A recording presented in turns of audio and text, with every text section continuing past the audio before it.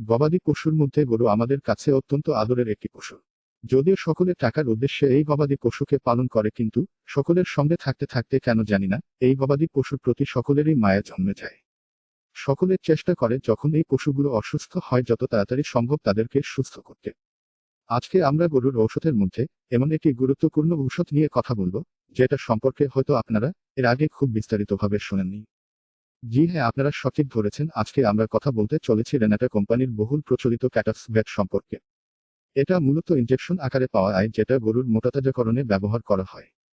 মূলত এই ইনজেকশনের মধ্যে দুটি উপাদান রয়েছে, যেটা অত্যন্ত জরুরি।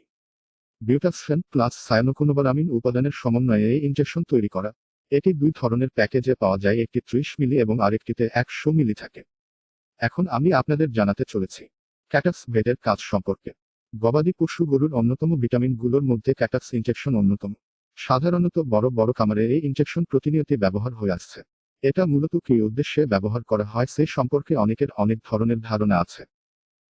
আমরা যতটুকু জানি এটা এমন একটি ইনজেকশন যা যকৃতের কার্যকারিতা বৃদ্ধির মাধ্যমে বিপাকক্রিয়া ত্বরান্বিত করে। তবে অবশ্যই খেয়াল করতে হবে গরুর কৃমিনাশক ঔষধ খাওয়ানোর পরে যেন ক্যাডাফাস্ট ইনজেকশন ব্যবহার করা হয়।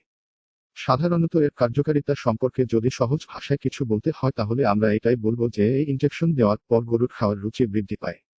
এর পাশাপাশি তার হজম সক্ষমতাও বৃদ্ধি পায়, যার কারণে গরু আস্তে আস্তে মোটা এবং তাজা হয়ে ওঠে।